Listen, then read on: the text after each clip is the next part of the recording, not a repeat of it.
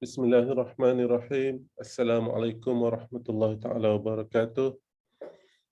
Alhamdulillah rabbil alamin wassalatu wassalamu ala asyrafil anbiya'i wal mursalin wa ala alihi wa sahbihi ajma'in. Amma ba'd.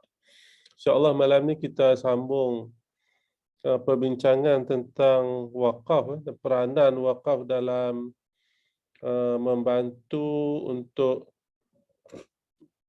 golongan yang terkesan akibat daripada COVID-19 dan secara tak langsung juga membantu membantu merancangkan lagi kegiatan ekonomi. Bagaimana wakaf boleh mainkan peranan, itu yang saya masih lagi duk mengkaji lah. Kajian ni pun tak cukup lagi, tak siap lagi. Jadi saya tertarik dengan satu paper yang ditulis oleh Muhammad Sabit Haji Muhammad.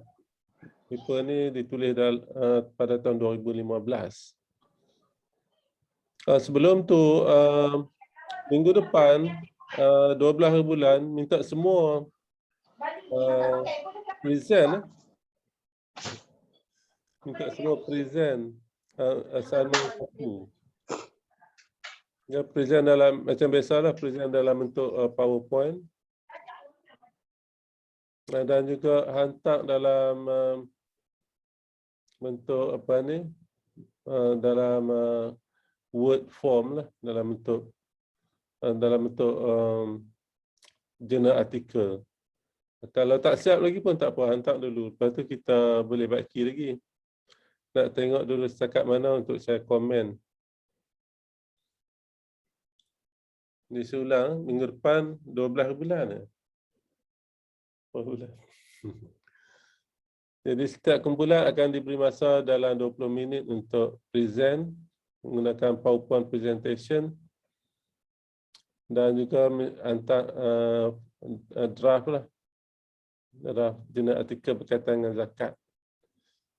Nah, untuk assignment kedua kita akan menulis tentang juga bentuk jurnal artikel, tapi tentang sama ada wakaf, Islamic microfinance ataupun Islamic crowdfunding. Jadi malam ni kita nak bincang sikit tentang wakaf. Saya tertarik dengan satu paper yang ditulis oleh Muhammad Sabit Haji Muhammad. Tentang dia propose satu model wakaf bank. Model wakaf bank ni telah wujud di negara Turki, tapi dia nak propose satu konsep yang dimodify untuk dilaksanakan di Malaysia lah. Tapi paper ni ditulis pada tahun 2015. Sampai hari ini tak berjalan lagi lah. Saya rasa paper ni lebih berbentuk akademik lah. Ini kerja ahli akademik lah. Untuk membincang, mencadangkan. Kemudian pihak lain lah pula yang bertanggungjawab untuk take up the idea. Jadi saya nak cuba komen dan membuat proposal yang sama, iaitu satu model wakaf bank. Tapi kita akan tengoklah apa dia cabaran dia, apa dia legal implication. Nanti Ustaz Anwar boleh tolonglah. Jadi the establishment of Wakaf Bank in Malaysia has been the subject of academic discourse. Setakat akademik lah ni yang dah sekitar belum wujud lagi lah.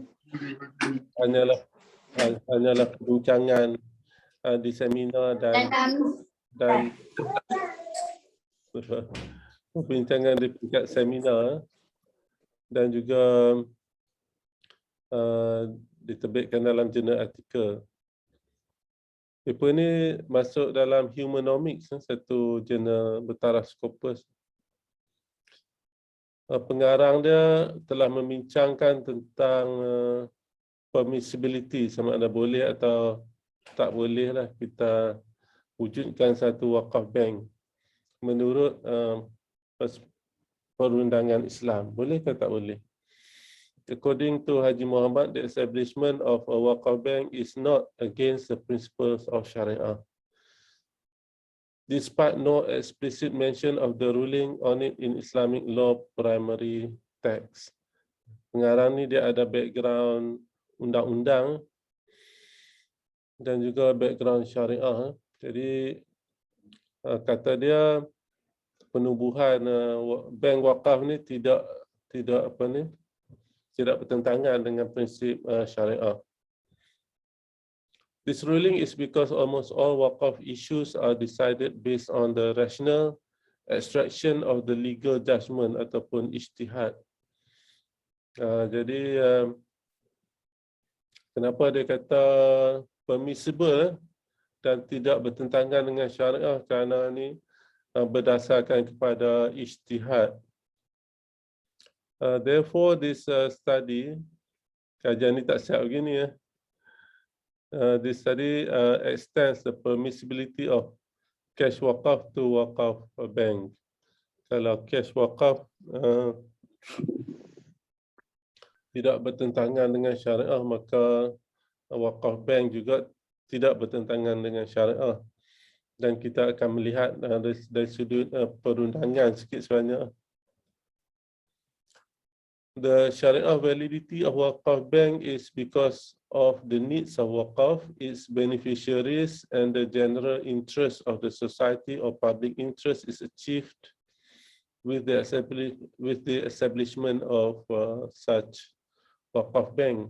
Bila wujud dapat ditubuhkan bank wakaf ini, dia dapat membantu golongan-golongan beneficiaries yang tertentu yang biasanya akan ditentukan, dan juga konsep wakaf ini menekankan bahawa harta wakaf itu adalah kekal, jadi dia tidak berkurang. In short, the wakaf bank is permissible in Sharia because of its operation and utility benefit society. Dia penubuhan wakaf bank ni dapat membantu beneficiaries secara khusus dan juga boleh membantu masyarakat secara umum. Since wakaf bank is in essence the formal institutionalization of the permission for Muslims to have cash as wakaf, whatever is allowed regarding cash wakaf should be allowed as well when it comes to wakaf bank. Jadi tak ada isu lah. Cash wakaf dibenarkan, jadi wakaf bank juga permissible, dibenarkan. Cuma kita akan lihat dari sudut dia punya peraturan, dari sudut dia punya legal implication lah. Sebab dia adalah kombinasi dua konsep, iaitu konsep cash wakaf dan konsep bank. Susah ni tajuk ni.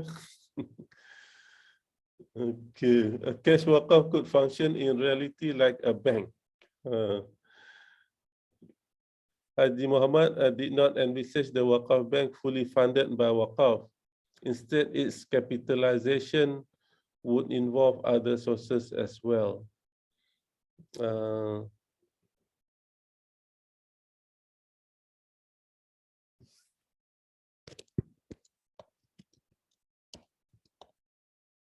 Kajian ini merasakan bahawa bila kita tubuhkan wakaf bank, bukan semua modal dalam bentuk wakaf. Mungkin sebahagian besar pada modal dalam bentuk wakaf, dan sebahagian lagi boleh dalam bentuk yang lain lah. Contohnya dalam bentuk deposit. A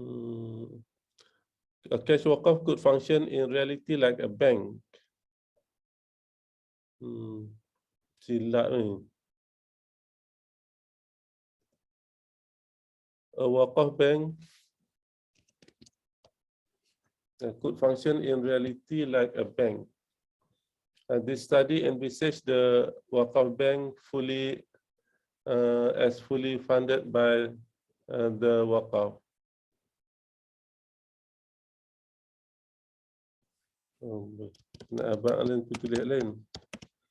This study does not envisage the wakaf bank as fully funded by wakaf.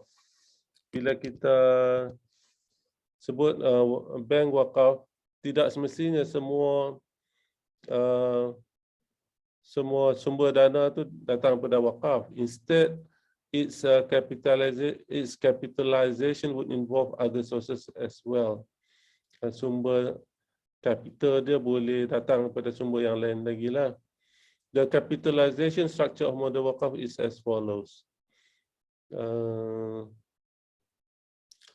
State Islamic Religious Councils, Majlis Agama Islam negeri-negeri. These SIRCs and wakaf bodies can contribute towards banks' capitalization by subscribing to the shares of the wakaf bank.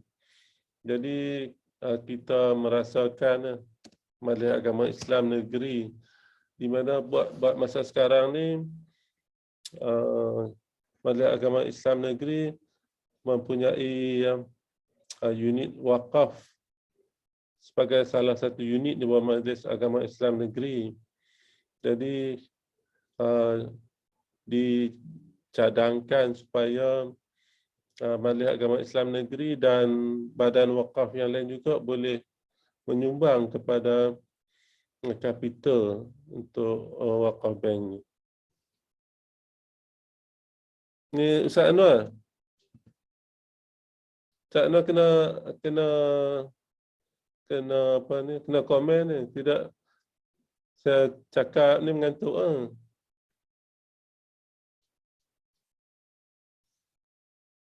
Dr. Faisal minat tajuk wakaf ni. Mari kita bincang-bincang. Okay, launching of a new cash wakaf, State Islamic Religious Councils and wakaf bodies that do not have. Nanti komen ni baru peringkat penulisan, tak siap lagi. Saya cuma tertarik dengan konsep bank wakaf lah yang saya cuba untuk ketengahkan lah. Tapi dia masih di peringkat akademik lah, peringkat akademik.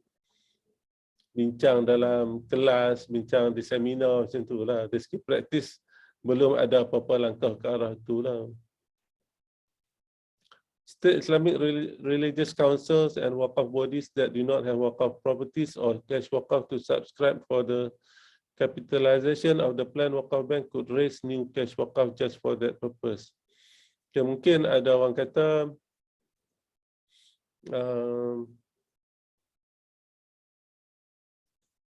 kalau nak melibatkan Majlis Agama Islam negeri, Majlis Agama Islam negeri mungkin mereka sendiri tak ada dana kan untuk contribute ataupun untuk sama-sama menyumbanglah kepada bank wakaf ni. Jadi macam mana nak buat? Boleh je kita cadangkan Majlis Agama Islam negeri dan institusi wakaf yang lain untuk melancarkan cash wakaf lah. Daripada cash wakaf itu bolehlah participate dalam menyumbang kepada penumbuhan wakaf bank ini. Potentials of cash wakaf system. Cash wakaf has numerous potentials. Ni kita tulis dulu no. Such as build state-of-the-art residential and commercial real estate. Jadi kalau ada banyak dana sehingga dapat mewujudkan sebuah bank wakaf, banyak benda lah yang kita boleh buat. Antaranya build residential and commercial real estate.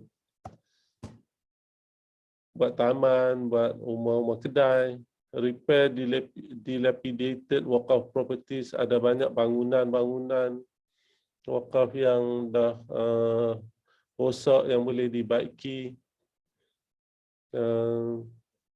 Finance social services such as public health, clean water supply and education, fund development of blue, green and circular economy, poverty alleviation through conditional and unconditional cash transfers. Boleh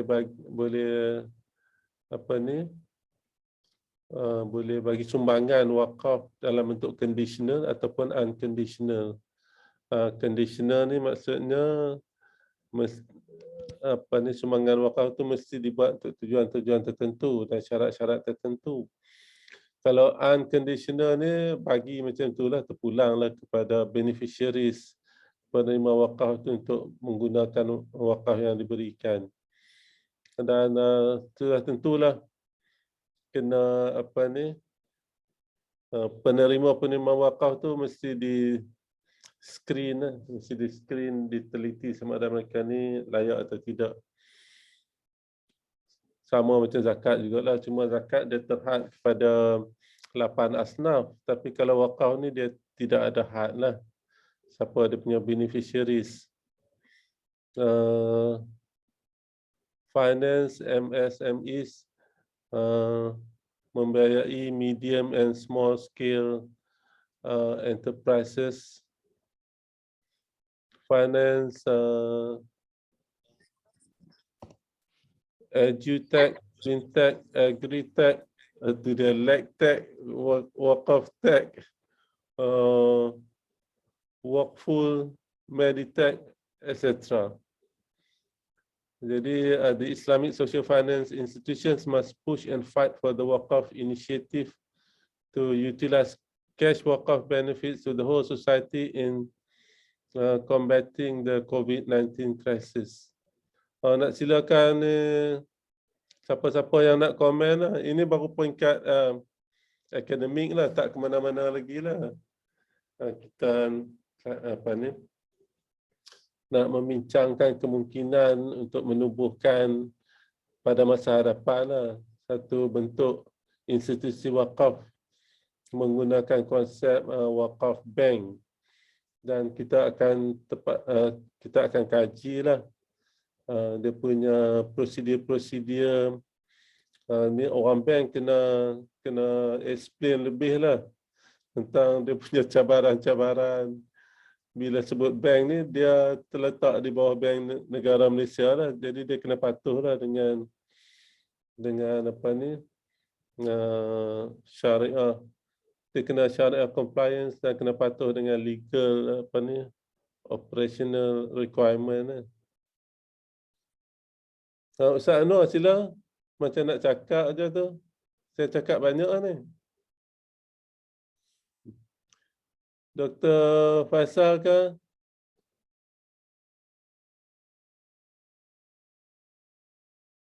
Saya kok kurang sikit lah wakaf je. Cuma kita lah ni nak cuba combine konsep wakaf dengan bank ni kan.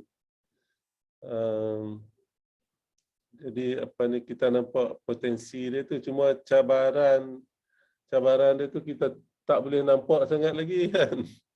Sebab tak pernah ada lagi. Assalamualaikum. Waalaikumsalam warahmatullahi wabarakatuh. Panjang umur. Ada. Sila. Yang pasal wakaf ni, wakaf bank ni ada dengar jugalah dulu-dulu ni. Cumanya dari sudut bank, daripada sudut bank, mestilah bank ni, bila sebut bank ni mestilah dia ada deposit, financing, liquidity management, risk management sebagainya lah. Jadi kalau ikut kepada benda-benda yang nak dibuat tu, benda yang nak dibuat 1 sampai 7 tu sebenarnya dimainkan oleh bank sedia ada lah.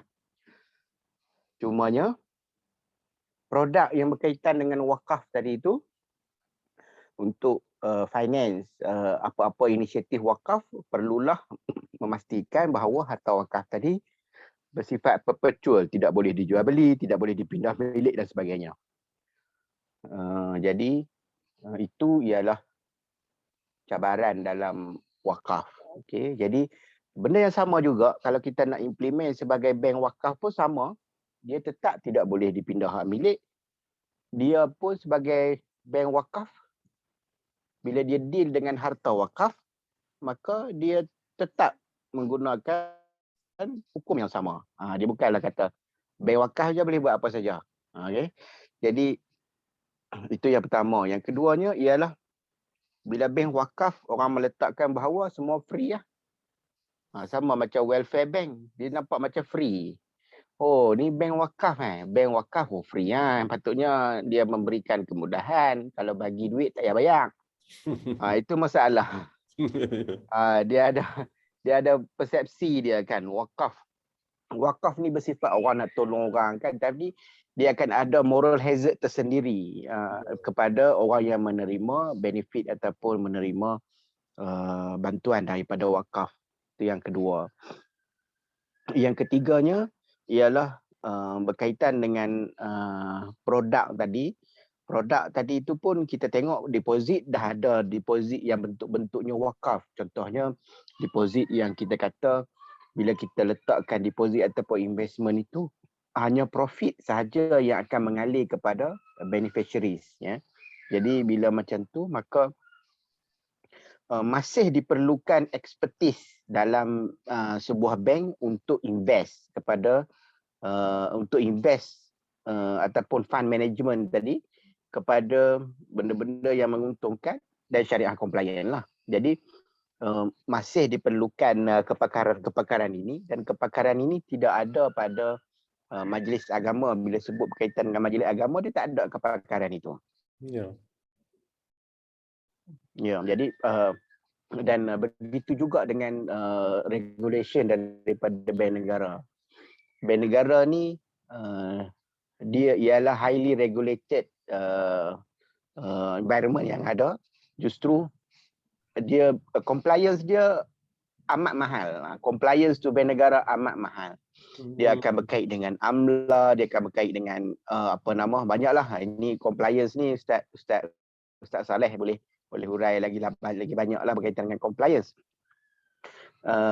Jadi yang kosnya itu menyebabkan sebuah bank itu untuk memberikan kebajikan dia perlu berusaha lebih. Jadi bukanlah semata-mata dia dapat duit dan dia boleh salurkan duit saja. Dia bukannya bagi aurat sebab dia bersifat wakaf. Wakaf maknanya cash tadi tidak tidak exhaust, dia tidak habis. Jadi maka kita kena pastikan dia punya al-ain itu masih lagi dikekalkan. Al-habas, habas tu maknanya dia tidak habis lah kan, dia disekat kan. Jadi itu yang sifatnya wakaf kan. Jadi dalam kes ni kita nampak ideanya cantik. Cumanya dari segi operationalization dia tu mungkin dia perlu di detail out lah satu persatu. Maknanya memang bagus untuk diberikan build residential. Okay? Contoh dalam konteks sekarang, even kalau bank sekarang ni pun nak buat residential, boleh buat, memang tak ada masalah. Cumanya ada masalah berkaitan dengan rehda, ada berkaitan dengan state government, sebab tanah di bawah state government. Jadi itu isu-isu yang berlaku. Dan juga berkaitan dengan fatwa-fatwa berkaitan dengan istibdal, contohnya kan, tukar tanah wakaf daripada pantai kepada satu kawasan yang prime area kan, untuk kita commercialize dan sebagainya.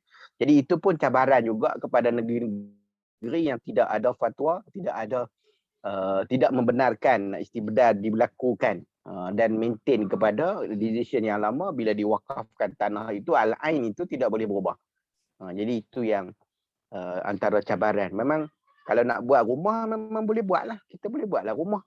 Cumanya ada isu-isunya. Contoh macam bank, dia nak buat bank wakaf, dia nak buat rumah, dia perlu ada kepakaran berkaitan dengan construction tadi. Perlu ada kepakaran itu. Jadi bank ni bukan semua kepakaran kita ada.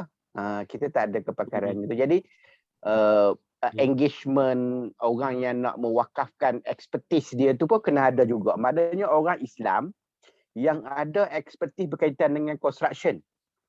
Contoh projek dekat Taman Siti Aisyah Penang. Ya. Itu disebabkan oleh Uda Holding yang nak buat benda tu. Uda Holding dia approach kepada bank Islam untuk buat bagi end financing, kemudian dia approach majlis agama, dia jual idea. Jadi benda tu perlu ada ramai orang Islam yang faham dan bersatu untuk buat projek-projek yang sebegitu. Jadi kalau kata kita pun kita faham tapi counterparty kita tak faham, dia masih lagi mentaliti komersial, mentaliti untuk dapat keuntungan dunia. Jadi itu yang memerikkan keadaan lah. Mungkin itu saja dulu, Dato'. Ustaz, ni yang tentang Taman Perumahan Aisyah di Penang tu kan? Siti Aisyah ya. Dia nama apa? Taman. Dia satu taman lah. Taman Siti Aisyah. Dekat mana? Siti Aisyah. Siti Aisyah ni kawasan dia dekat dengan kalau tak silap lah, dekat dengan sebelah area hospital tu. Hospital Seberang Jaya tu. Okey. Dekat dia tu, belakang tu. Saya cuma baca lah dan menarik juga konsep yang dibuat tu. Agak Dan boleh diimplement lah dengan menggunakan majlis agama pun menerima sistem leasehold yang ada kan. Dia buat leasehold. Dia yang buat leasehold. Berapa tahun tu dia buat leasehold tu? 99 tahun lah. 99 tahun. Ya. 99 tahun kan. Dan dia menggunakan dokumen dekat pejabat tanah tu 14A, 14N lah untuk leasehold punya untuk kita menjaga benefit. Benefit saja, bukan menjaga ain tadilah. Ya. Nampak macam berjaya Alhamdulillah. Dia nak buat Siti Aisyah 2 pula nanti insya-Allah. Di mana? Di Penang juga. Dia dah identify tanah dia. Semuanya tak tahu kat mana lagi tanah tu, tapi dia pun dah identify tanah dan untuk buat taman jugalah. Bagi saya tu satu konsep yang terkehadapan tu.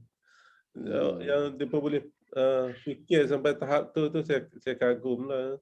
Sebab kita sebahagian dari kita masih duk bahas tentang wakaf khusus kan. Wakaf untuk buat madrasah, buat masjid, buat tanah kuburan. Lepas tu banyak lagi isu tanah wakaf yang tidak dibangunkan. Tapi mereka dah advance begitu. Mereka menggunakan konsep wakaf yang mana boleh dikombinkan dengan komersial. Dia ada commercial value dia. Yang tu bagi saya hebat lah.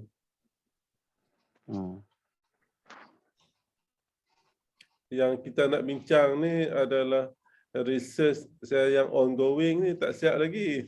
Jadi tak apalah kita share lagi kan. Boleh. Tak nampak lagi macam mana ni kan. Cuma idea di peringkat akademik lah. Dan paper ni pun memang paper sabit ni pun memang paper yang pure akademik lah. Okey. Jadi yang macam doktor yang yang fintech, yang banyak perkara yang perlu kita lebih advance lah daripada sudut wakaf. Sebab macam contohnya ada orang cadang berkaitan dengan cryptocurrency wakaf. Lepas tu suku, wakaf suku. Jadi benda-benda tu pun nak kena dilihat secara lebih detail lah. Macam agriculture kan, fintech, meditech dan sebagainya. Benda tu nak kena lihat secara detail. Macam contohnya hospital wakaf. Semua orang anggap orang yang datang hospital wakaf ni free lah.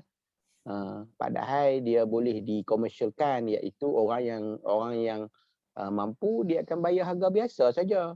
Kan orang yang tak mampu akan dapat subsidize, akan dapat harga yang lebih murah dengan penawaran servis kualiti yang lebih baik daripada yang setara dengannya lah. So benda-benda macam tu mentaliti masih lagi kena faham bagaimana sebenarnya wakaf ini tidak semestinya murah dan wakaf ini tidak semestinya berkebajikan, sebab matlamat wakaf ini ialah kita mewakafkan, menghentikan harta kita itu untuk sumbangan kepada Islam. Jadi benda tu yang kita nak kena faham. Dia mungkin komersial dalam tempoh 10 tahun contohnya untuk sustain, untuk create the sustainability, kemudian barulah dia akan bagi benda tu boleh dilakukan. Tapi masalahnya bila wakaf ni mula-mula lagi dia nak free free tu yang habis duit tu. Kita dah ada ke Wallahualam. konsep hospital wakaf dah ada ke? Ada satu yang dibuat oleh USIM, tapi klinik pakar mata yang dilakukan bagi asnaf, dia dapat harga yang menarik lah. Dan dia ada dibantu oleh Kerajaan Negeri Sembilan dengan memberikan 2 buah lori. Lori dia macam lori lah kot kan. Lori ke bas tau. Untuk bawa klinik tadi tu pergi kepada seluruh Negeri Sembilan lah. Jadi akan dapat bantuan dapat disalurkan, spek mata boleh bagi kepada orang yang memerlukan, budak-budak, orang tua dapat spek mata. Ni difunded oleh kerajaan negeri lah. Tapi yang dari segi doktor yang pergi tu dia akan tetap dibayar pada harga yang sama kan. Cumanya mungkin ada tolerate sikit lah harga tu kan. Dia punya servis kepakaran dia tu. Jadi itu yang ada kalau boleh nak ni, klinik pakar mata USIM. Masa tu dah ada dah. Menarik tu. Tapi masih mata lah sebab dia punya ketua projek dia tu pakar mata. Itu saja.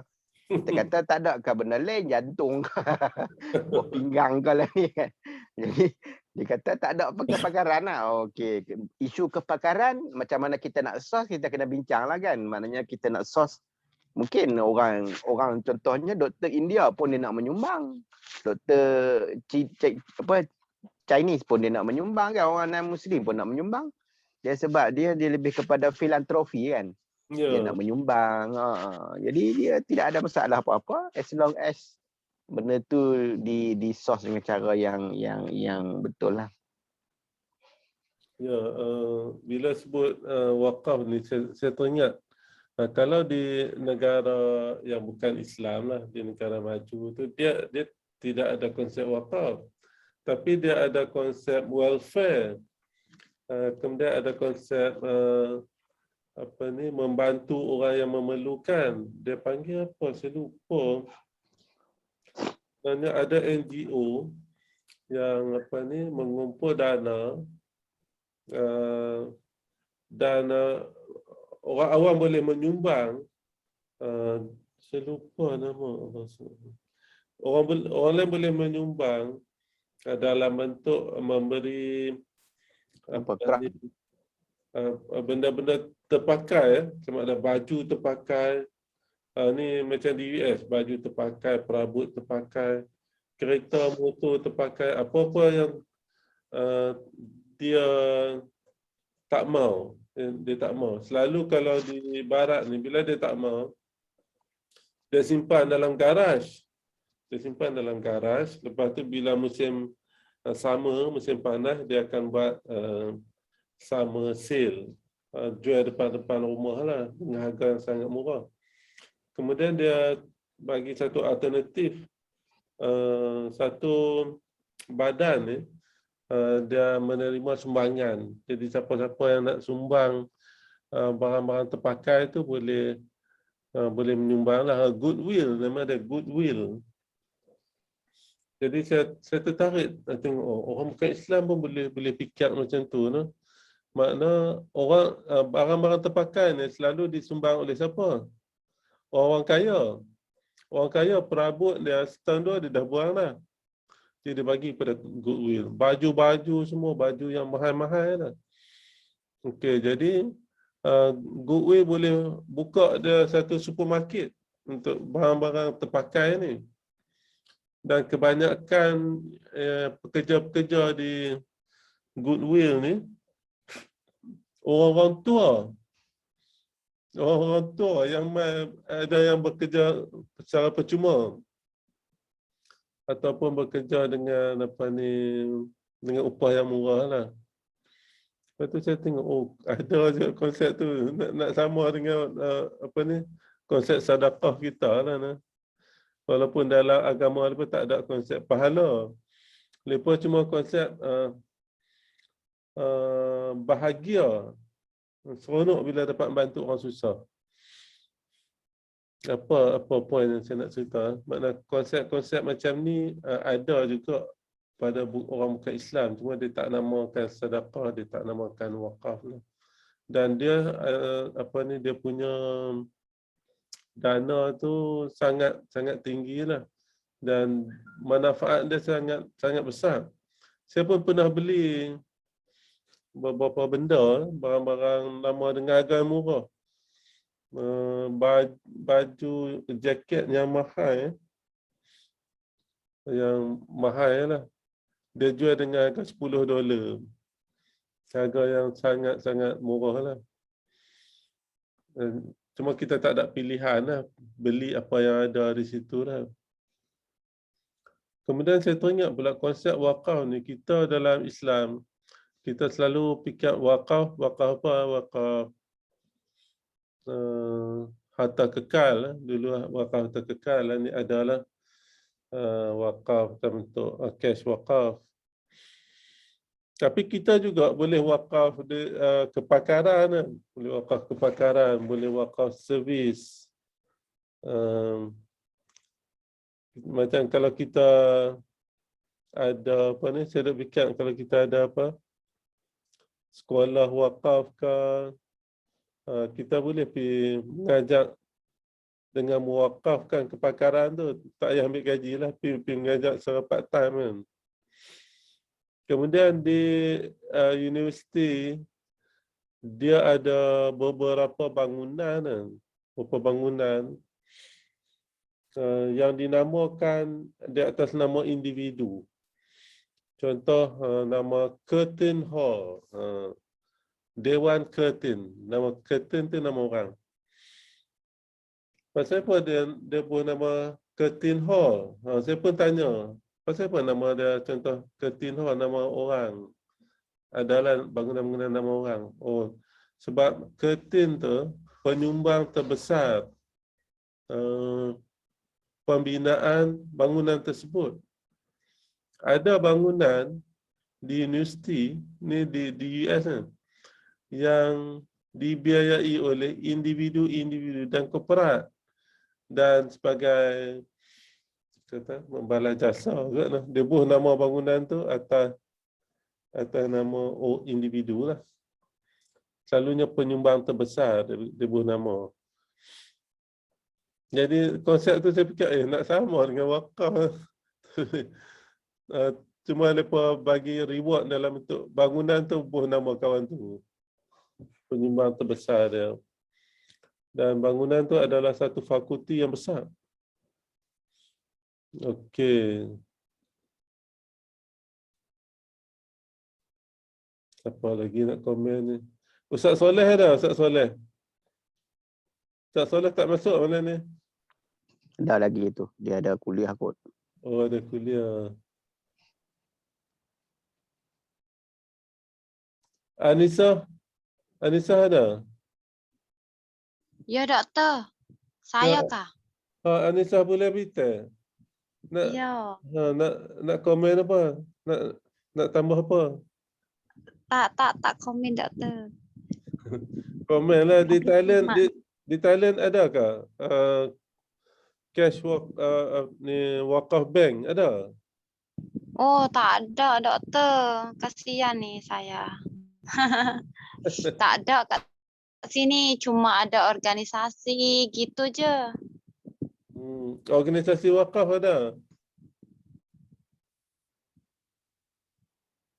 Organisasi, tapi bukan nama organisasi wakaf, tapi buka untuk beli wakaf gitu, doktor. Hmm. Okay. Siapa nak tanya soalan ke?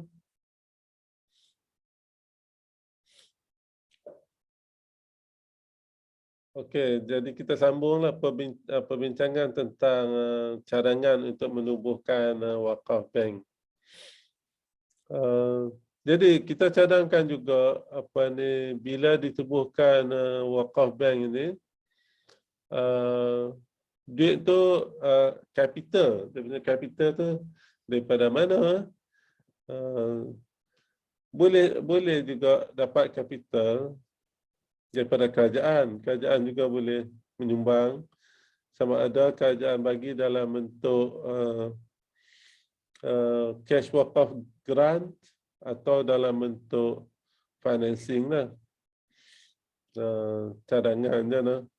Begitu juga GLC, begitu juga badan-badan swasta termasuk bank-bank Islam boleh can participate, boleh bersama-sama lah dalam menyumbang dana melalui sumbangan cash wakaf, ataupun boleh menyumbang dalam bentuk investment. Itu sekadar idea je lah. Kemudian boleh juga melancarkan IPO, Initial Public Offering. The Wakaf Bank model could also raise their capital. That is after the initial capital from cash wakaf is used to establish the bank through IPO. Boleh juga dilancarkan IPO ni. Kaedah ni sama lah dengan Waqif Bank yang ditubuhkan di Turki, di mana pada satu ketika dahulu Waqif Bank di Turki ni telah melancarkan IPO untuk mendapatkan tambahan capital, tambahan modal untuk bank wakaf itu. Jadi isu utamanya ialah dana untuk cash wakaf ni nak ambil daripada mana? Itu antara isu yang kita nak bincang lah.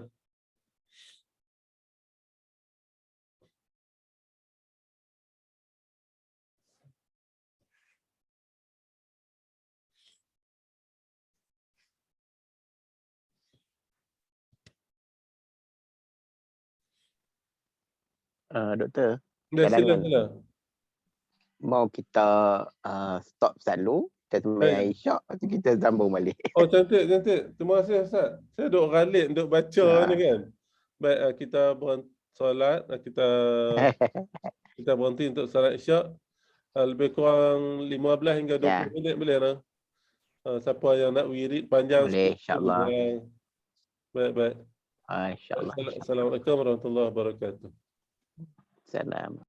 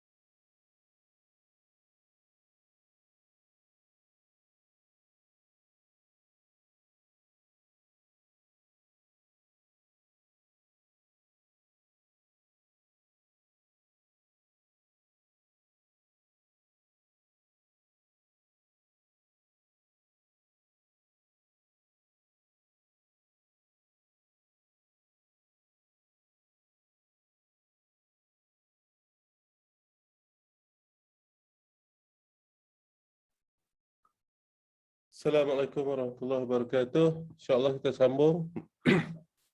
Kita tukar gear sikit. Kita balik kepada konsep wakaf.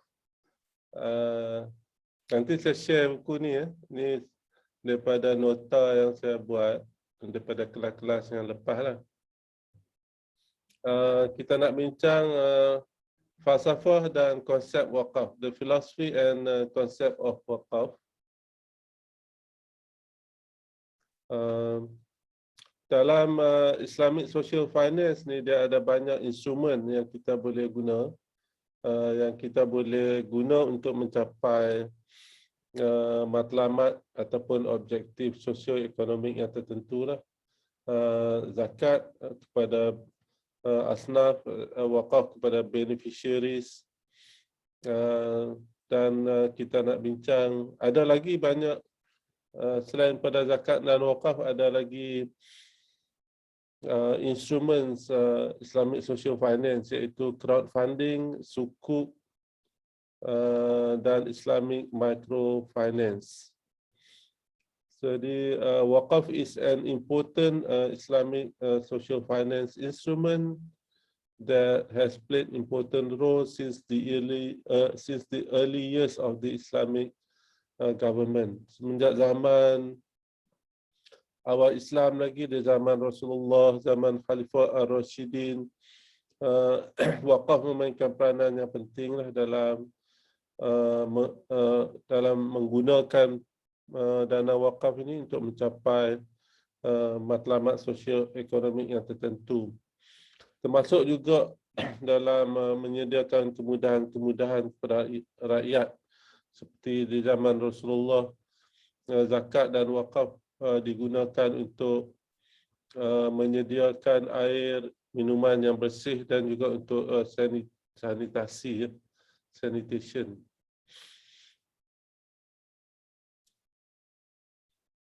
Ustaz Solihuddin dah masuk dah. Ustazah Hamidah dah masuk. Sihat dah Ustazah Hamidah? Apa khabar Ustazah Hamidah? Sihat doktor.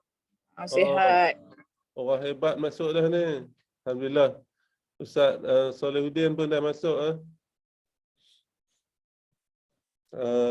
Jadi kita nak masuk perbincangan tentang falsafah dan konsep wakaf.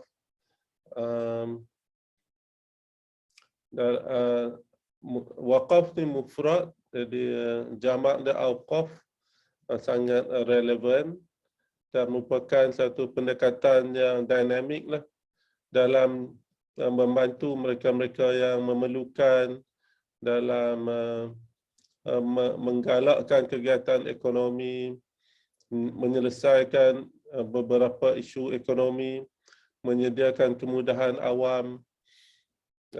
Tapi di zaman sekarang ni peranan zakat wakaf ini menjadi semakin penting lah.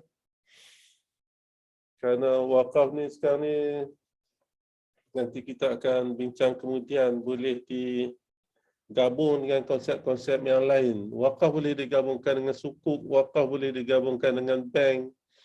Wakaf juga boleh digunakan untuk tujuan pembangunan, termasuk menyediakan kompleks perniagaan, menyediakan perumahan, di Turki tu ada satu tapak wakaf yang sangat penting lah.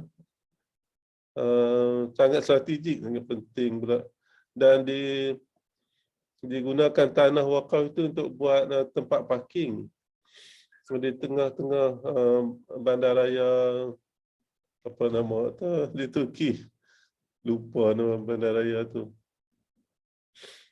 Macam bangunan Bank Islam yang ada sekarang ni, HQ ni pun adalah didirikan di atas tanah wakaf. Ustaz Solahuddin. Ustaz Soleh. Okey, jadi wakaf ni boleh digunakan bukan saja untuk maslahah ummah dan masyarakat Islam, tapi juga keseluruhan masyarakat juga, termasuk yang bukan Islam. Falsafah dia, wakaf is religiously to encourage individuals who are well-to-do in the society to voluntarily donate some of their properties to be used for a specific purpose, like the construction of mosques, hospitals, cemetery, hostels, playground, etc., or for general purpose that can be beneficial for the present and future generations. Jadi falsafah wakaf ialah satu instrumen agama, ya. Sekarang ini dipanggil instrumen Islamic Social Finance, di mana individu yang mempunyai lebihan sama ada dari sudut aset atau wang, dari sudut kepakaran, dari sudut tenaga, apa-apa sajalah, boleh mewakafkan sebahagian daripada properti, harta dia, wang, tenaga, kepakaran untuk sama ada tujuan-tujuan yang khusus ataupun untuk tujuan yang umum. Ya, ada wakaf berbentuk khusus. Contohnya wakaf tanah, wakaf bangunan untuk tujuan yang khusus. Contohnya untuk buat madrasah, sekolah agama, masjid, ada tanah diwakafkan khusus untuk perkuburan. Ada juga dibuat asrama, ada asrama universiti yang tertentu menggunakan konsep wakaf. Maintenance yang menggunakan konsep wakaf. Okey. Itu dipanggil wakaf khusus. Dan ada juga wakaf umum.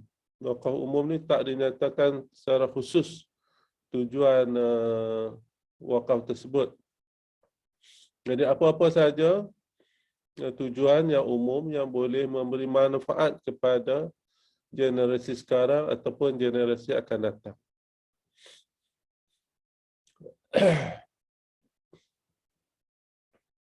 Muslim jurists conclude that the practice of wakaf is permissible based on traditions or hadith of the Prophet sallallahu alaihi wasallam. Jadi wakaf ni tak payah dibincangkan lagi lah. Dia memang permissible, dibenarkan dalam agama berdasarkan kepada sunnah. Ya, di zaman Nabi pun ada kisah di mana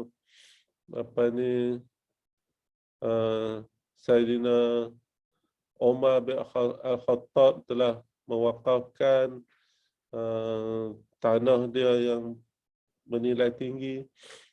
Sayyidina Uthman bin Affan mewakafkan perigi yang dibeli daripada, yang akhirnya dibeli daripada seorang Yahudi. Jadi banyaklah kisah-kisah, termasuk ada hadis daripada yang diriwayatkan oleh Muslim, Tirmizi, Abu Daud, Nasa'i dan Ibnu Majah.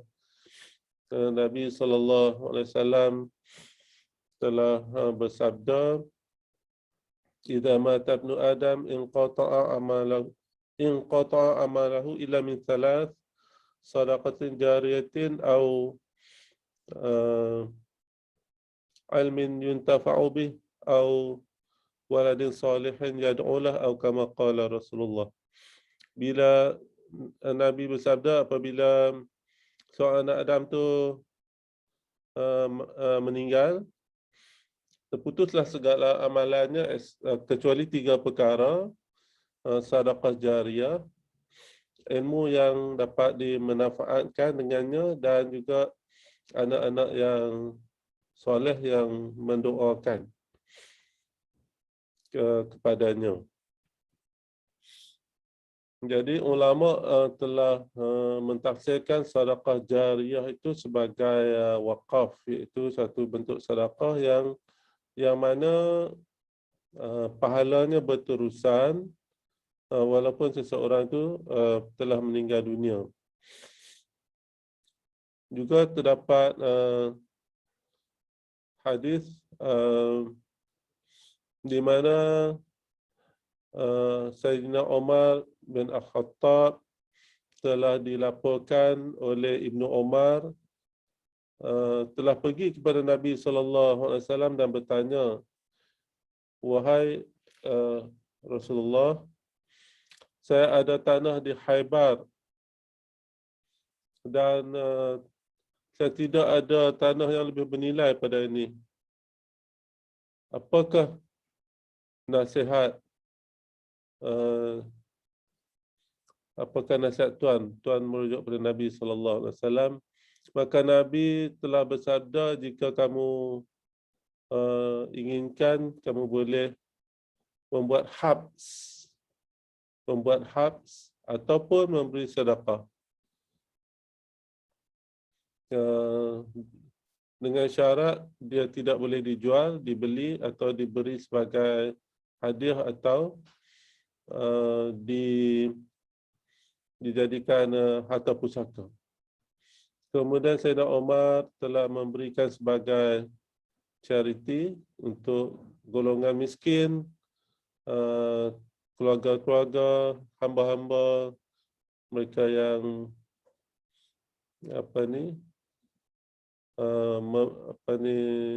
memerlukan, dan juga tetamu-tetamu. Jadi ini menunjukkan bahawa tanah di Khaybar itu telah dihabs, ditahan. Maknanya digunakan untuk digunakan untuk Allah lah, maksudnya tanah tu. Jadi tak boleh dijual beli, tak boleh diberikan sebagai hadiah ataupun diwarisi. Thirdly, most if not all of the prophets, peace be upon him, companions proclaim their lands as waqaf. This is evidenced through narrations and reports by Sabit bin Anas, Jabir bin Abdullah dan Ibnu Hazm. Sebahagian besar sahabat telah mewakafkan tanah masing-masing di zaman Rasulullah. Walaupun tak semua, tapi sebahagian besar sahabat mewakafkan tanah-tanah mereka. Okey.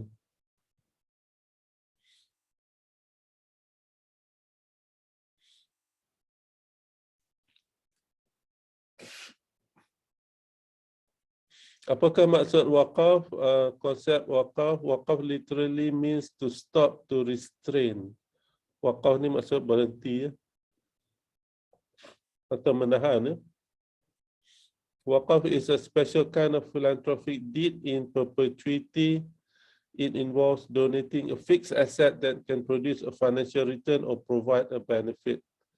The revenue or benefit generated serves specific categories of beneficiaries.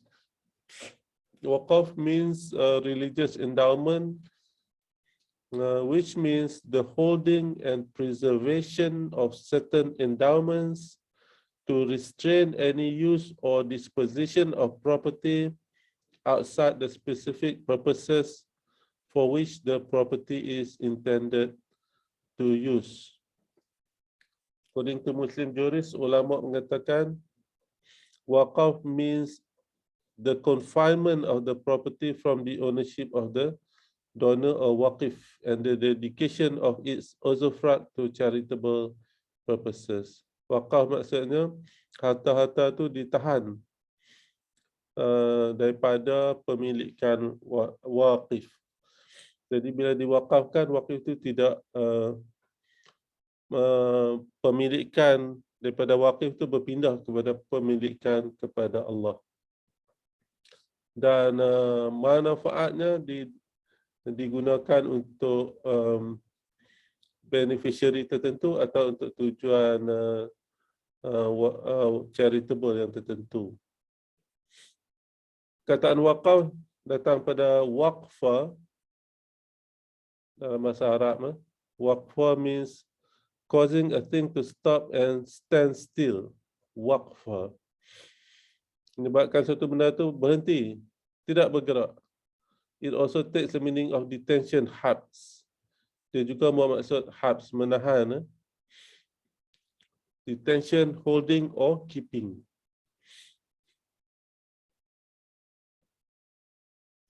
Technically, secara istilahnya, waqaf means to protect something by preventing it from becoming the property of a third person. Therefore, it is an irrevocable gift of corporeal property ain for the benefit of donor's family or someone else or something, in perpetuity as a charity promised and executed normally during the lifetime of the donor, which is not capable of transfer, gift, and transmission thereafter. Jadi waqaf ni tak sama dengan sedekah. Waqaf is a continuing charity that comes in the form of an institutionalized act of giving or donating. While sedekah is a personal charity that can be given or assigned to others in a straight manner without having to establish a legal entity. Kalau di Malaysia ni bila sebut waqaf, dia di bawah authority Majlis Agama Islam Negeri. Bila sebut waqaf, tanah ke, bangunan ke,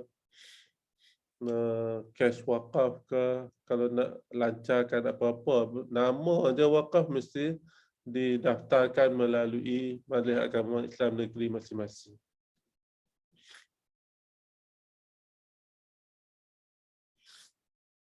Oh, Ustaz Solahuddin cakap tapi tak dengar apa. Tak apa Ustaz. Nak dengar suara Ustaz ni. Orang hebat-hebat ni. Kalau biar saya cakap ni saya kira ada yang lena. Saya cakap slow.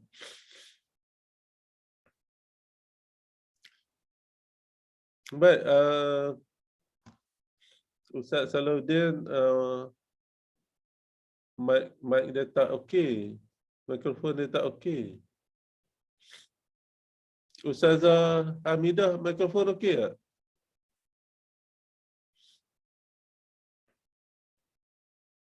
Ustaz Anwar? Ustaz Anwar doa tak habis lagi, Pak. Wirid lama. Ada. Oh, ada. Ingat doa wirid lagi. Ada apa Ustaz nak tambah lagi?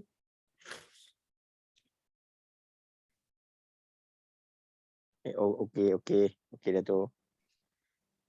Kalau biar saya Ustaz Saleh pula. Kalau biar saya cakap lagi semua pekat lena.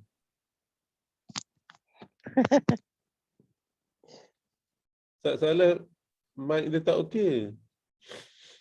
Kena tukar ni lah, Ustaz tukar laptop tu.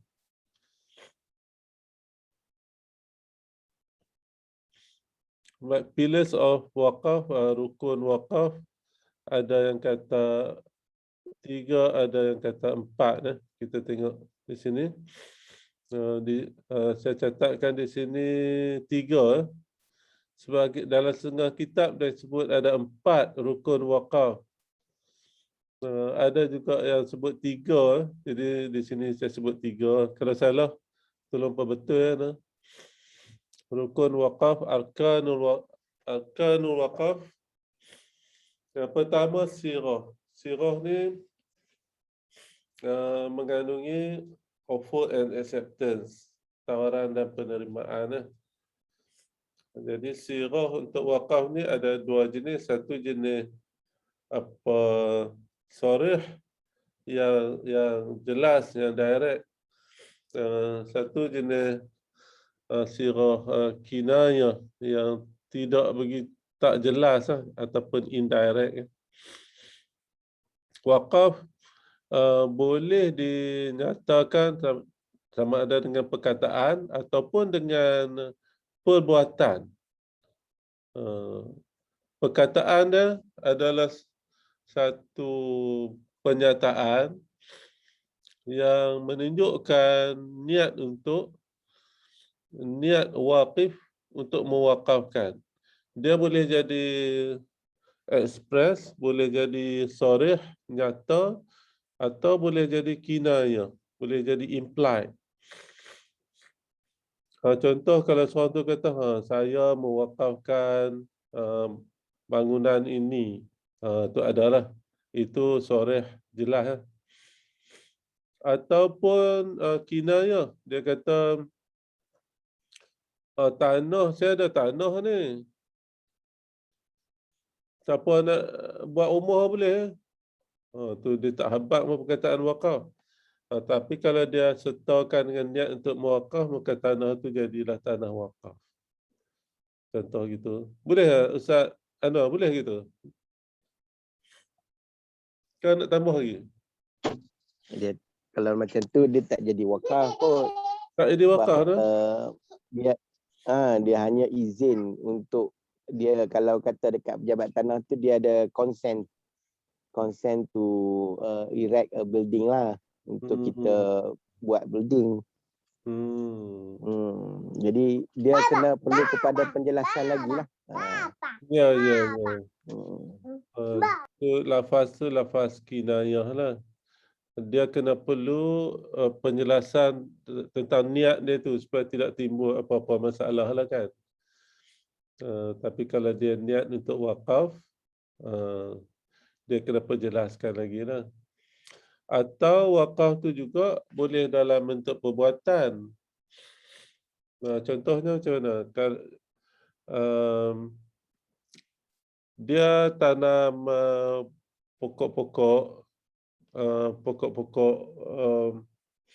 buah-buahan lah, pelam ke, muktan ke, durian ke. Kemudian dia biak je. Siapa-siapa nak pergi makan ke, dia biak je. Dan dia niat dia nak wakaf buah-buahan tu. Itu maksudnya wakaf dari segi perbuatan.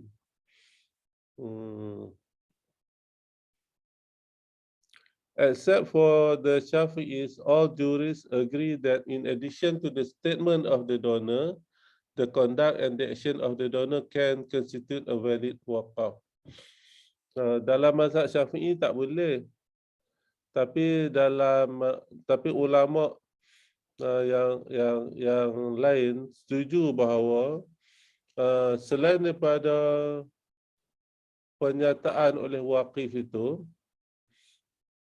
waqif kena jelas lah dalam mazhab Syafi'i. Waqif kena jelas sebut niat dia untuk mewakafkan sesuatu. Tapi dari sudut pandangan ulama daripada sebahagian mazhab lain, perbuatan, the conduct and action, perbuatan waqif itu juga boleh constitute a valid wakaf. Jadi contoh dia, orang buat buat rumah di atas tanah dia. Dan dia membiarkan saja dengan niat, okey, nak duduklah. Kalau mazhab Syafi'i tak boleh lah. Tapi kalau sebahagian ulama lain berpendapat itu juga dikira sebagai valid wakaf. Kalau dia tak bagi duduk, dah tentulah dia larang. Jangan buat rumah ni. Buat rumah di tepi rumah saya ni. Tapi kalau orang buat rumah di atas tanah dia dan dia mengizinkan, mana itu constitute sebagai wakaf. Itu perbezaan pendapat lah. Rukun yang kedua, pihak-pihak yang berwakaf. Pihak yang berwakaf ada waqif, iaitu orang yang mewakafkan, dan juga ada beneficiaries. Dia ada orang yang memberi wakaf dan orang yang menerima wakaf.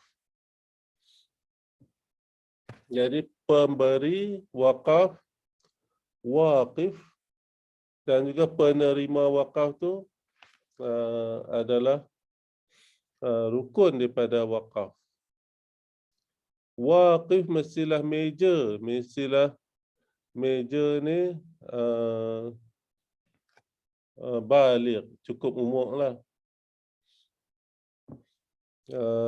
Bebas, tidak ada apa-apa, not under court restraint, tidak dipaksa, dan dia mestilah pemilik aset yang dia nak mewakafkan itu.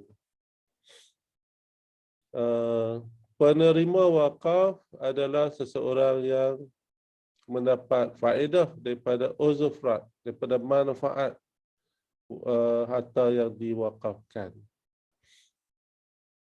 Rukun yang ketiga, barang wakaf itu sendiri, the subject matter atau mauquf.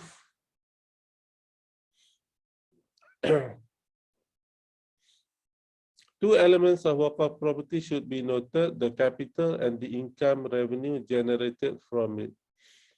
Jadi berkaitan dengan harta wakaf tu, dia ada dua benda. Satu, capital, iaitu harta itu sendiri,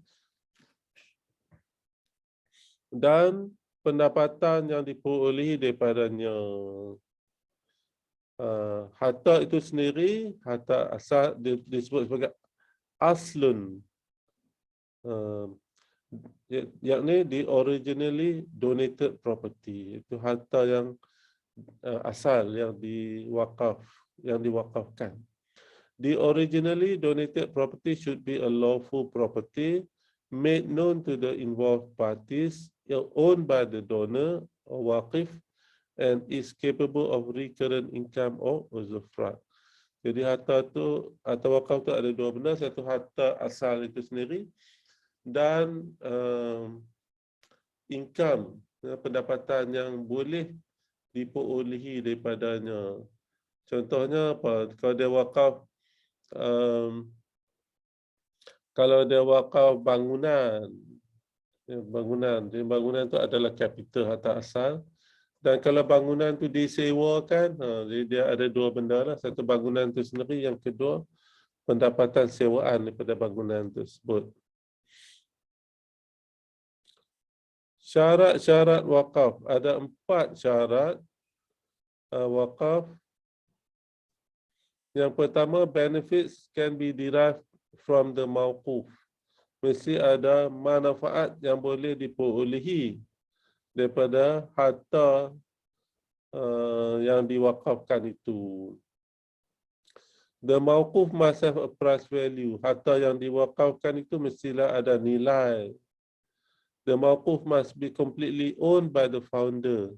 Harta yang diwakafkan itu mestilah dimiliki sepenuhnya oleh orang yang mewakafkan, waqif. And the mauquf does not violate the syariah principle. Harta itu mestilah harta yang tidak bertentangan dengan prinsip syariah. A waqaf can be transformed through a deed or instrument, or a property can be deemed waqaf if it has been used for religious or charitable purposes for a long time. A non-Muslim can also create a waqaf, but the individual must profess Islam, and the objective of creating the waqaf has to be Islamic. Dia bukan Islam, dia boleh tak nak waqaf. Dia kena syahadah dululah, dan dia kena nyatakan tujuan wakaf tu apa, dan tujuan wakaf tu mestilah untuk kebaikan, mestilah Islamik. Ciri-ciri wakaf. Yang pertama, irrevocability. Maksudnya bila seseorang itu mewakafkan sesuatu harta, bila wakif mewakafkan sesuatu harta, bangunan, cash, apa-apalah, tanah, apa-apa, wakif tu tak boleh ambil balik. Harta yang diwakafkan tak boleh diambil balik. Irrevocability. Contohnya kalau dia mewakafkan rumah kepada tahfiz, lepas tu dia kata, oh nak ambil balik lah, tak boleh lah. Tapi dia boleh dapat manfaat. Dapat manfaat boleh. Sekala dia nak pergi duduk, contohlah. However, he or she can benefit from its generated profit. Walau bagaimanapun, wakif tu boleh dapat manfaat jika ada keuntungan daripada harta yang diwakafkan itu. Tapi harta wakaf tu tak boleh ambil balik. Yang kedua, perpetuity. Once a wakaf is created, it must be perpetual. Dia mesti kekal. Maksudnya tak boleh terhakis lah. This will ensure sustainable and continuous support from the revenue generated from the wakaf towards financing different goods and services needed in Muslim societies. Ciri yang ketiga, inalienability. Maksudnya apabila suatu harta tu dijadikan sebagai harta wakaf, harta tu tidak boleh dimiliki oleh siapa-siapa. Maksudnya harta tu tak boleh dijual, tak boleh diberi sebagai hadiah, tak boleh dijadikan warisan, tak boleh bagi kepada anak-anak lah. Itu maksud inalienability.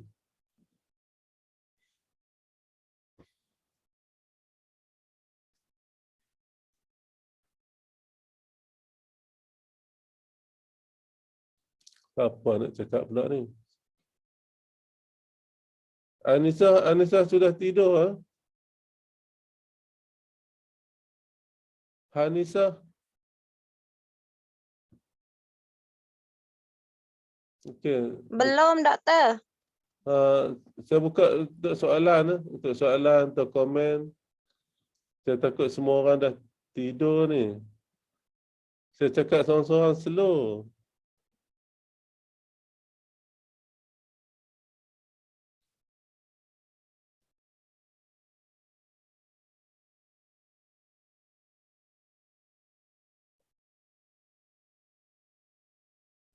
Assalamualaikum, doktor. Waalaikumsalam warahmatullahi wabarakatuh. Ya, Syan, sila. Nak tanya soalan sikit no. Boleh.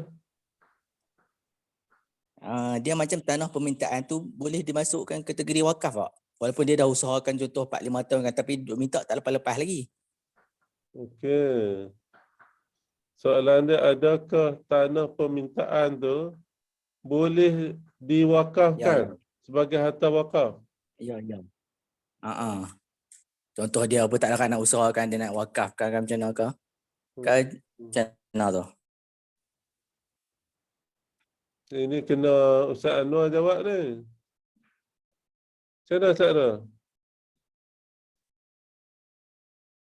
Bolehkah harta tanah tu tanah permintaan? Boleh tak dia wakafkan tanah permintaan tu? balik kepada prinsip asas tadi tu yang apa nama harta wakaf perlu dimiliki.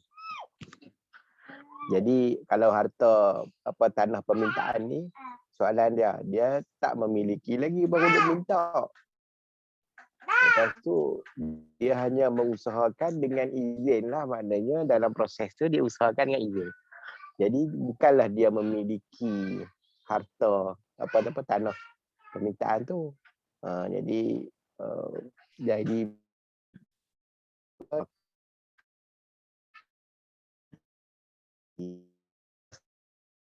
dan dia dah memiliki benda tadi, maka dibolehkanlah. Allahu a'lam. Harta permintaan ni macam mana, Syam? Saya pun tak tahu harta permintaan ni apa. Bisa dengar je, saya tak tahu status dia. Bila kita ada satu tanah permintaan, adakah tanah tu milik orang yang meminta?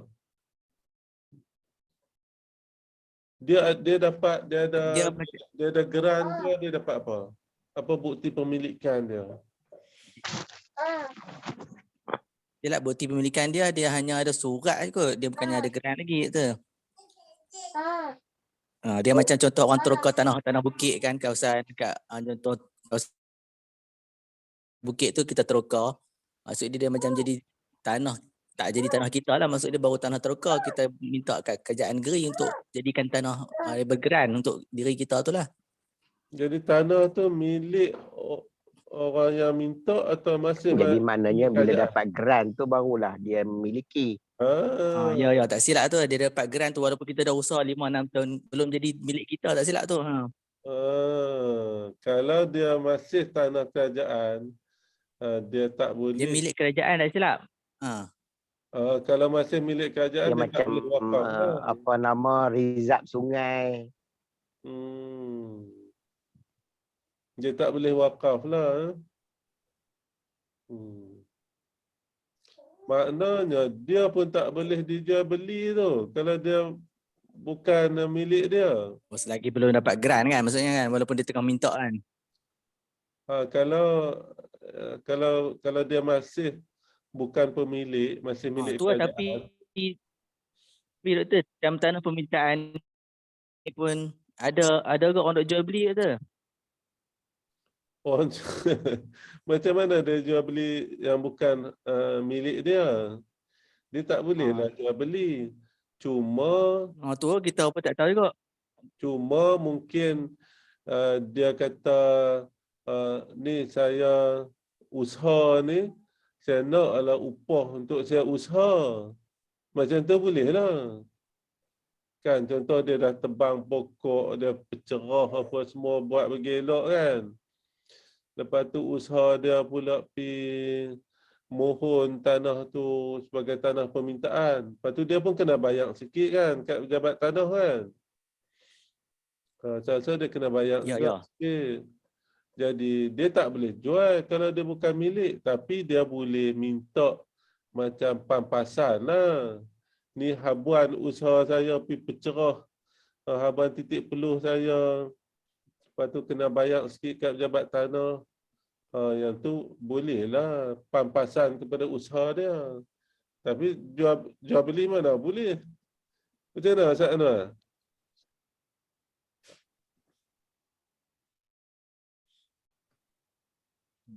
Tu tapi duk tengok orang ada orang duk jual beli tu juga, tu yang kita pun confuse tu. Itulah dia Tu tak tahu nak kata jugalah pasal jual beli tanah tu, sebab itulah dia kena tu dalam jual beli ni kena jelas daripada sudut siapa yang memiliki kan. Jadi bila kita tak memiliki, kalau jadi apa-apa di tengah jalan, contoh kan, tiba-tiba kerajaan nak ambil balik tanah tu ke apa ke semua ke, jadi dia akan menjadi punca perbalahan lah. Itulah horor yang ada tu. Jadi horor tu perlu dihapuskan lah.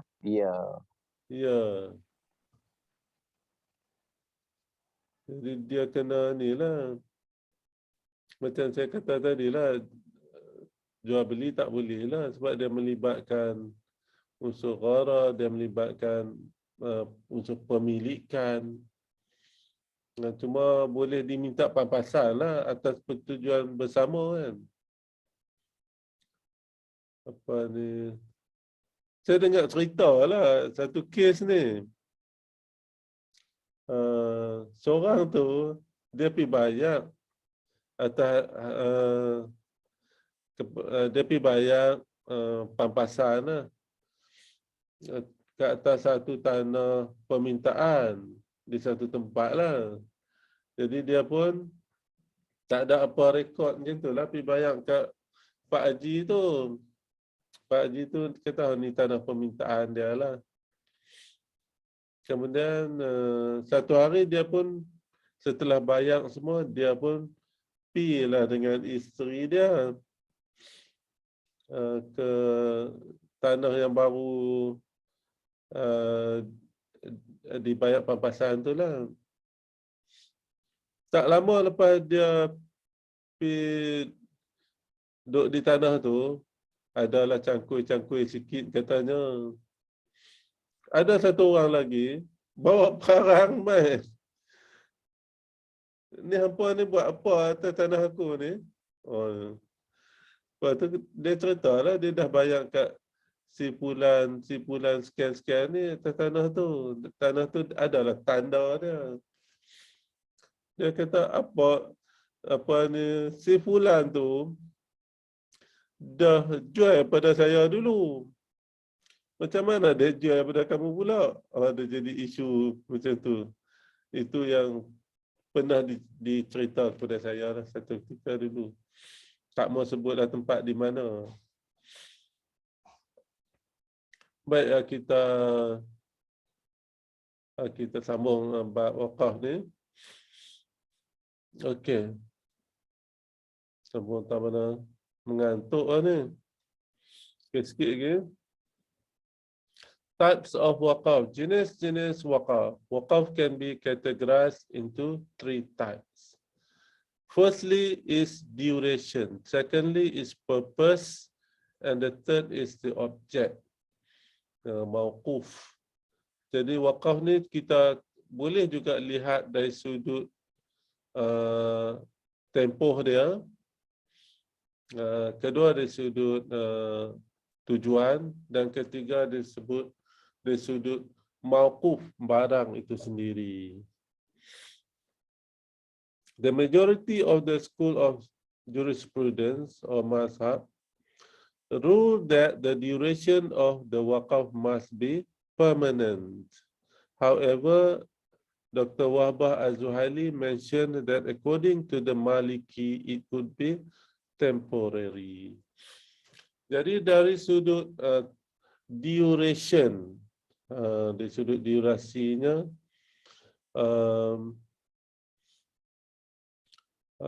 jumhur ulama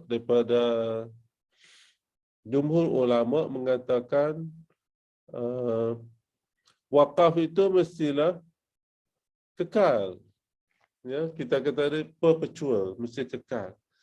Tapi menurut Dr. Wahbah Az-Zuhaili, menurut mazhab Maliki, harta wakaf itu boleh juga jadi harta berbentuk sementara. Dibolehkan juga untuk dia jadi sementara. Contoh lagu mana? Seorang tu dia mewakafkan harta dia, tanah dia kepada satu pihak yang lain, kepada kita kata mutawali, selama 10 tahun. Lepas 10 tahun nak ambil balik. Jumhur ulama kata tak boleh. Tapi menurut Dr. Wahbah Az-Zuhaili, dalam mazhab Maliki boleh. Wakaf itu juga berbentuk sementara. Sementara ni maksud bertempoh. Boleh diwakafkan untuk tempoh tertentu. Okey, yang kedua dari sudut tujuan wakaf. dari sudut tujuan, tujuan wakaf boleh dibuat untuk tujuan awam. Untuk tujuan awam,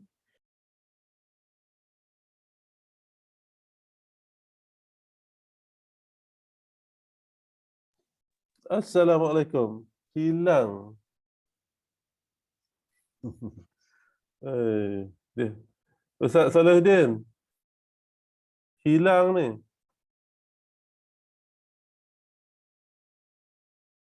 Dia suruh berhenti bah. Okey. Ustaz Salahuddin nak tambah apa? Tambah. Biar saya cakap lagi. Semua pekat Lena. Okay, kat mana? In terms of the purpose of the wakaf, it could Dia be... tak boleh unmute lagi tu. Ha? Mana tak tahu. Dengar tak suara saya ni?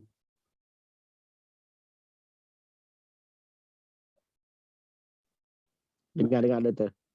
Ustaz Salahuddin kena unmute tu. Dia cakap. Tapi kita tak dengar. Okay, in terms of the purpose of the wakaf, it could be for the public or it could be for the benefit of the family of the waqif only. Untuk tujuan tu, dia boleh untuk tujuan awam dan boleh juga untuk tujuan faedah ahli keluarga. In terms of the object of wakaf, dari sudut mauquf, harta wakaf itu, harta wakaf tu boleh jadi dua bentuk. Satu movable object, satu lagi immovable object. Barang yang boleh dipindahkan atau barang yang tidak boleh dipindahkan. Barang yang boleh dipindah, contohnya bangunan, barang yang tak boleh pindah, bangunan, tanah. Barang yang boleh pindah, contohnya kereta, cash, ya, wakaf cash. Jadi boleh jadi movable ataupun immovable object.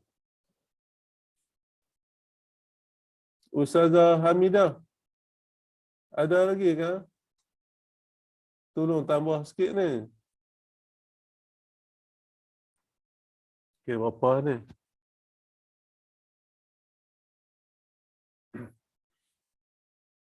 Komen sebelum kita pergi ke tajuk berikutnya, tajuk Dengar doktor tapi suara doktor putus-putus ni. oh, line tak okey ke ni? Selalu kalau line tak okey dia suruh berhenti. Okey apa ni? Oh, pukul 10. Kita kena habis pukul 11. Tak boleh jadi saja ni. No? Suara Putus-putus doktor. Line terputus ni. Saya tak clear. Oh, Line terputus. line tak okey ni. Internet ni tak okey. Okey, apa ni? Sila. Siapa nak sambung? Saya nak berhenti cakap, bagi orang lain cakap pula. Nak jadi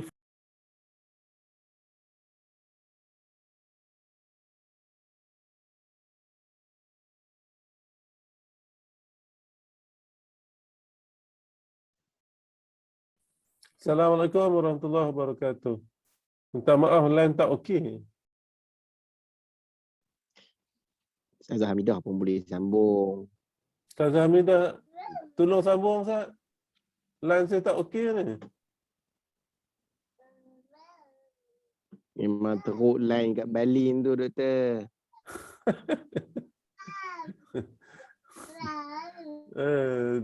Nasiblah orang Bali ni macam ni lah. Duduk belah-belah ulu. Line tak